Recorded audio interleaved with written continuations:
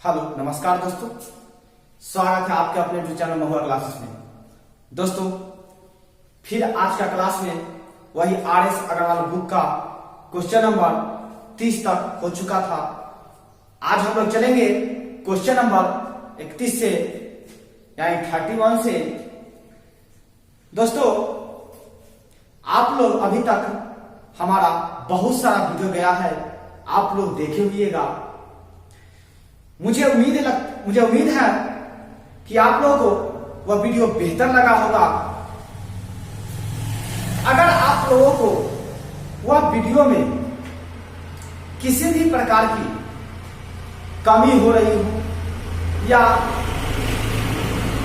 किसी भी प्रकार की त्रुटियां नजर आ रही हो या फिर कहीं समझने में आपको दिक्कत होती हो, तो दोस्तों यह आपसे मेरा आग्रह है कि आप मेरे कमेंट बॉक्स में जरूर कमेंट करें कि किस तरह का परेशानी है। मैं प्रयास करूंगा कि वह सारी परेशानियां जितना जल्द हो आप लोगों को समाप्त हो। दोस्तों तो फिर चलते हैं क्वेश्चन की ओर। आपका पहला प्रश्न है यह वीडियो का और यह चैप्टर का क्वेश्चन नंबर 31 क्वेश्चन बोला जा रहा है, दो संख्याओं के महत्तम सावर्तक तथा लघुत्तम सावर्तक 12 तथा 72 है। यदि इन संख्याओं का योग 60 हो तो इनमें से छोटी संख्या निम्न में से कौन सी है। कहा जा रहा है दो संख्याओं का योग 60 दिया हुआ है, दो संख्या का योग 60 है और एलसीएम और एचसीएफ एक संख्या 72 है और 12 है। यानी महत्तम जो है यानी मौसा जो है 12 है और लासा जो है यानी एलसीएम 72 72 और एचसीएफ 12 है। क्वेश्चन नंबर चल रही है 31 और इसमें से दो संख्या का योग 60 है, तो सबसे छोटी संख्या पता लगाना है।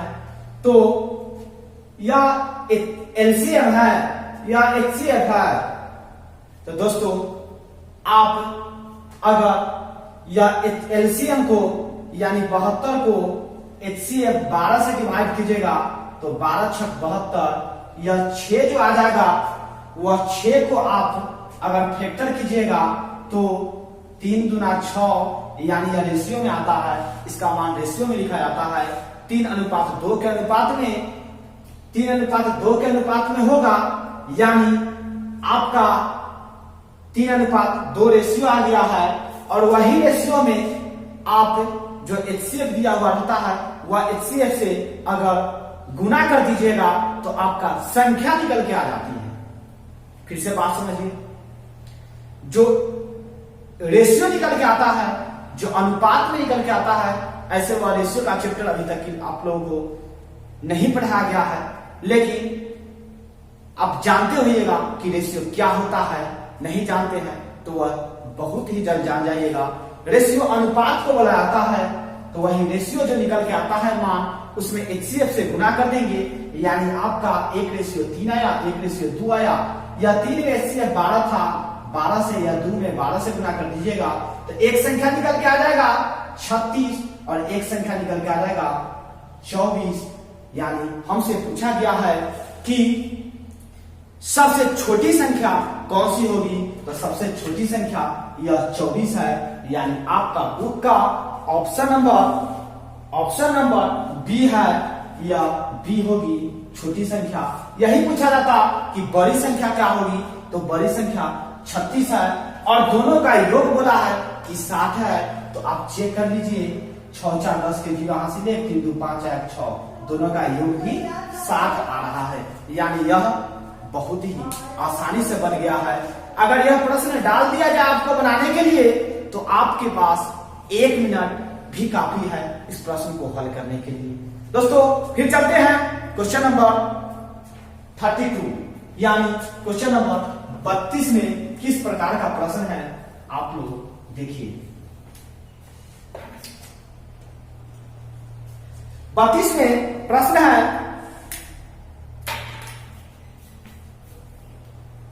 दो संख्याओं के महत्तम सावर्तक तथा लघुत्तम सावर्तक का योग 680 है यदि लघुत्तम सावर्तक महत्तम सावर्तक का 84 गुना है तथा एक संख्या 56 है तो दूसरी संख्या क्या होगी।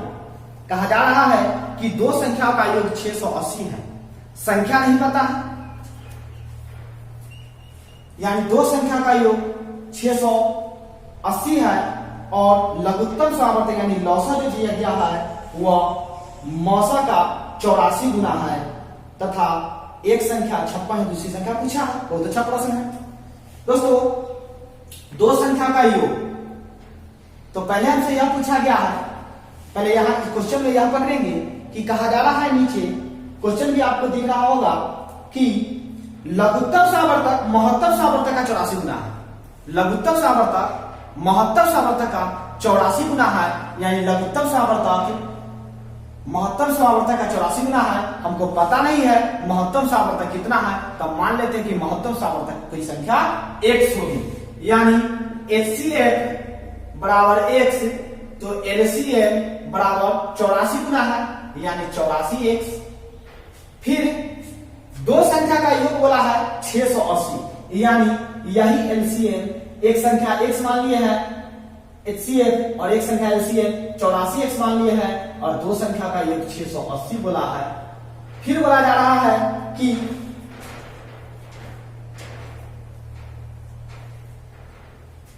एक संख्या 56 है तो दूसरी संख्या क्या है, यानी एक संख्या 56 दिया हुआ है। तो पहले x के मान निकाल लेते हैं, x प्लस 84x बराबर 680, यानी 85x बराबर 680।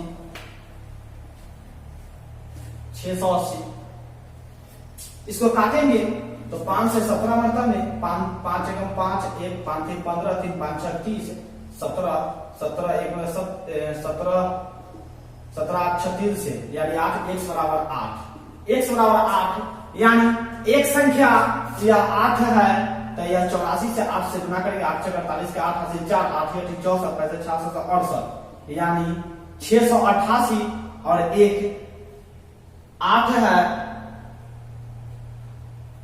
8 32 के 2 हासिल 3, 8 64 65 66 67, यानी 67, यानी 72। एक संख्या 672, एक संख्या 8 है और एक संख्या का मान दिया हुआ है, यानी एलसीएम 8 आ गया, एचसीएम 672 आ गया और एक संख्या का मान दिया हुआ है, दूसरी संख्या पूछा है। तो एक फार्मूला है एलसीएम गुने एचसीएम बराबर पहली संख्या गुने दूसरी संख्या। तो दोस्तों पहली संख्या गुने दूसरी संख्या, तो पहली संख्या का मान 56 है, पहली संख्या का मान दिया हुआ है आपका 56, पहली संख्या 56, फार्मूला होता है पहली संख्या गुने दूसरी संख्या बराबर एलसीएम गुने एचसीएम। पहली संख्या 56, दूसरी संख्या पता नहीं है, एलसीएम 8, एचसीएफ 672, दूसरी संख्या निकालेंगे तो इसको छोड़ देंगे, यानी दूसरी संख्या बराबर 8 गुने 672 बटा में 56, 8 सते 56, 7 नमा 63, 4 4 7 6 42, यानी दूसरी संख्या बराबर या दूसरी संख्या बराबर 96 आपका आंसर हो जाएगा, यानी इसका ऑप्शन नंबर सी यह आपका आंसर हो जाएगा। इस वीडियो को रोक करके इस प्रश्न में अगर थोड़ा सा भी दिक्कत होगा तो बिल्कुल 1 से 2 बार देखिएगा, क्योंकि इस प्रकार का ही प्रश्न हायर एग्जामिनेशन में पूछा जाता है। जैसे वह कोई आपका बैंक का एग्जाम हो जाए या कोई स्टेशन मास्टर का एग्जाम हो जाए या कोई आपको लोको पायलट का एग्जाम हो, क्योंकि यह प्रश्न नॉर्मल प्रश्न नहीं है और आपको नॉर्मल एग्जाम में ही नॉर्मल प्रश्न पूछा जाता है। कुछ बड़े एग्जाम, कुछ ऊंचा लेवल के एग्जाम में बैठेगा तो उसमें थोड़ा सा टॉप प्रश्न दिया जाता है। तो दोस्तों इस प्रश्न को आप बेहतर से रिवीजन कर लीजिएगा और यह आर.एस. अग्रवाल का जो बुक एलसीएम है वह पूरे चैप्टर को आप बढ़िया से देख लीजिएगा। फिर चलते हैं क्वेश्चन नंबर 33।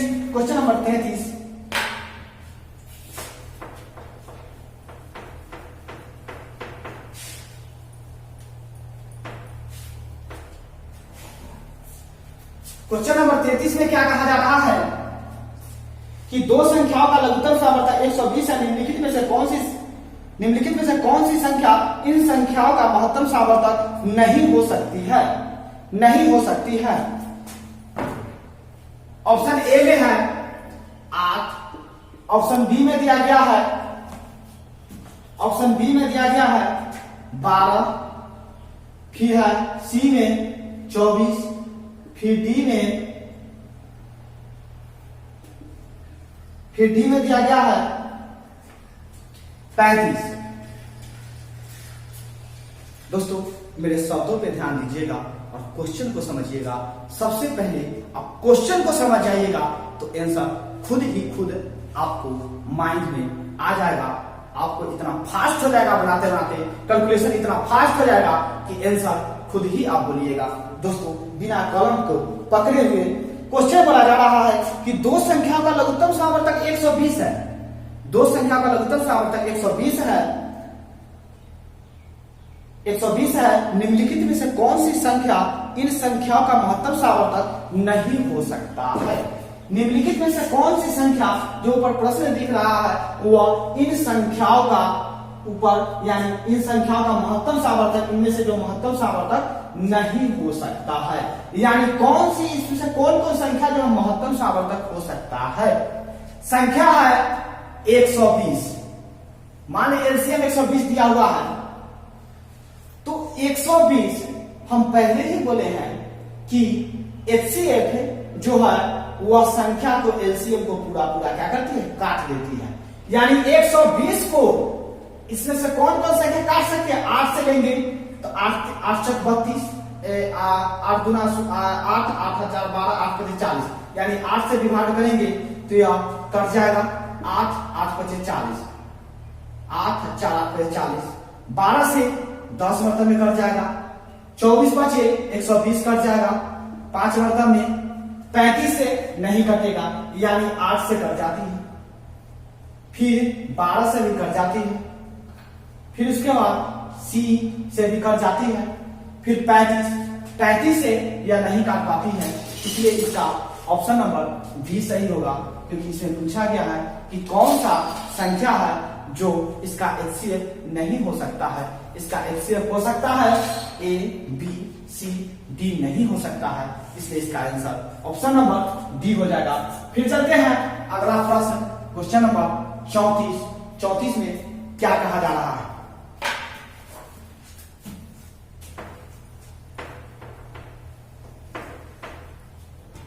34 में कहा जा रहा है कि ऐसी संख्याओं के कितने जोड़े होंगे जिनका महत्तम सावर्तक 16 तथा लघुत्तम सावर्तक 136 है। ऐसी संख्या का कितने जोड़े होंगे जिनका महत्तम सावर्तक 16, लघुत्तम सावर्तक 136 है। यानी एचसीएफ 136 और एलसीएम यह जो है, यानी एलसीएम जो है वह 16 है। तो कितने जोड़े हो सकते हैं, कितना अंक हो सकते हैं। तो पहले 136 को देखेंगे काट करके। एचसीएफ एलसीएम 136 और एचसीएफ 16 होगा। HCF 16, LCM 136।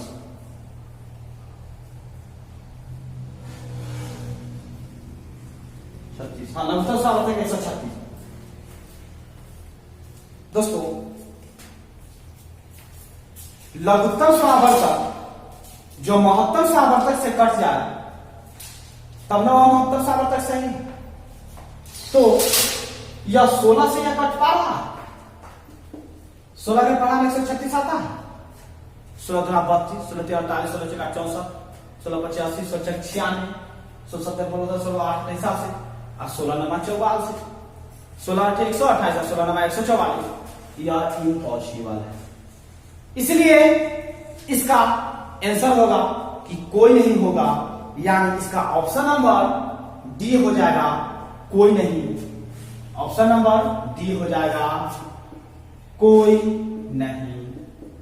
फिर क्वेश्चन नंबर 35 चलते हैं, जो इस वीडियो का आखिरी प्रश्न है।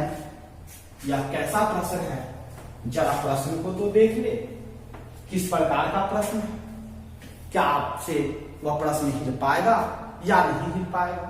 हिल पाए तो बहुत बेहतर है, नहीं हिल पाए तो हम है ना, वह प्रश्न बिल्कुल से बिल्कुल हिलेगा। चलिए क्वेश्चन नंबर 35 यानी इस वीडियो का आखिरी प्रश्न। 306 तथा 657 का महत्तम सामर्थ्य 9 है तो लघुत्तम सामर्थ्य क्या होगा? यानी संख्या दिया हुआ 306 तथा 657 इनका महत्तम सामर्थ्य 9 दिए हुए, यानी एचसीएफ मौसा जो है या 9 है तो एलसीएम बराबर हुआ क्या होगा? यह तो बहुत ही नॉर्मल प्रश्न है, हम तो सोचे थोड़ा सा होगा जो हिलाने से भी 9 हिले, लेकिन ये तो बहुत ही आसानी से बन जाएगा दोस्तों। कैसे बन जाएगा?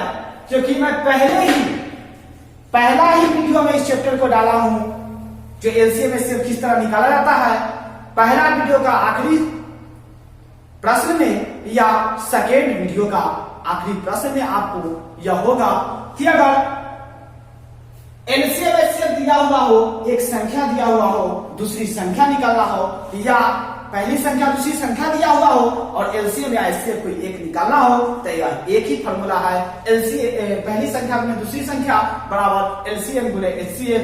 इसी से आपको 4 टाइप से प्रश्न निकाल सकते हैं इसका आंसर, या वो पहली संख्या पूछ दे, या दूसरी संख्या पूछ दे, या एलसीएम पूछ दे, या एचसीएफ पूछ दे, वगैरह वगैरह जो पूछ दे आप इससे संबंधित उससे आप निकाल सकते हैं।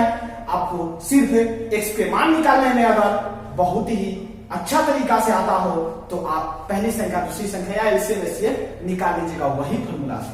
वह फॉर्मूला अगर आपको नहीं आता हो या आप उस वीडियो को नहीं देखे हैं तो अभी यह फॉर्मूला को देख लेंगे। और मुझे आपसे यह आग्रह है कि अगर आपको एलसीएम एंड एचसीएफ सीखना है तो मेरा पहला वीडियो और दूसरा वीडियो जरूर से जरूर देखिए।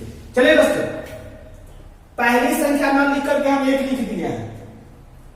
आप कंपटीशन की तैयारी कर रहे हैं तो उतना समझ में आता ही होगा कि जितना से जितना शॉर्ट में हो उतना से उतना शॉर्ट में क्वेश्चन को हल करते हैं। इसलिए पहली संख्या नाम लिख करके हम एक लिख दिए, तो यहाँ कोई हम अपराध नहीं कर बैठे हैं दोस्तों।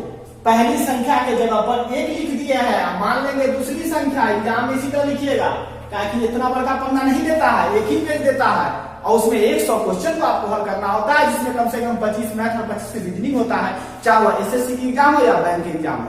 इसलिए आप जितना से जितना कम पेज समाप्त करके और जितना से जितना कम पेज बचा करके आप प्रश्न को हल करेंगे तो पहली संख्या गुने दूसरी संख्या अब बराबर एलसीएम और गुने एचसीएफ। आपका दिया हुआ है पहली संख्या 306 और दूसरी संख्या 657 अब बराबर एलसीएम नहीं दिए तो मान लीजिए एक्स वाई जेड टी या कोई भी कुछ मान लेते हैं एक्स से। एचसीएफ कितना है 9, हमें निकालना है क्या चीज, यही एलसीएम यानी एक्स का मान निकालना है तो या यही क्या रहने देंगे और 9 को इधर ले आएंगे, यानी एक्स बराबर 306 गुने 657 और बटा में 9। एक्स के मान निकालने में दिक्कत होता है तो एक्स के मान निकालने के लिए भी दिखाया हुआ है दोस्तों इस चैनल पे। बस प्ले लिस्ट पे जाइएगा और लिखिएगा एक्स के मान सर्च मारिएगा, आपके आ जाएगा मोबाइल स्क्रीन पर डायरेक्ट। तो चलते हैं दोस्तों, एक्स के मान निकाल लेते हैं। 9 तिया 27 3 बच जाएगा, 9 चौक 36 यानी 34 रुपए में कट गया बराबर एक्स बराबर 34 गुना 657 कीजिएगा तो आपका आंसर आ जाएगा। दोस्तों आप उतना तेज हो चुके हैं कि आप इसको गुना करके आंसर इतना ले आइएगा। ठीक है दोस्तों, इसी तरह से आप प्रश्न को हल करेंगे। यह वीडियो लगभग 20 मिनट का हुआ है दोस्तों। मैं प्रयास करूंगा कि कम से कम समय में ज्यादा से ज्यादा प्रश्न को आपके बीच लाए और बहुत ही जल्द इस चैप्टर को समाप्त करें। दोस्तों आप बहुत ही बढ़िया से आप अपने जो बुक है आर.एस. अग्रवाल का वह एलसीएम एंड एचसीएफ का एक तरफ से क्वेश्चन को हल करने का प्रयास करिएगा। जो प्रॉब्लम फंसता है उसको देखिए और बेहतर से बेहतर समझिए, ताकि किसी भी एग्जाम को आप जो भी एग्जाम में बैठिए उस एग्जाम को क्रैक करने का प्रयास कीजिए। मुझे आपसे यही आग्रह है। दोस्तों फिर मिलते हैं अगले वीडियो में एक नई प्रश्न और नई उत्साह के साथ। धन्यवाद।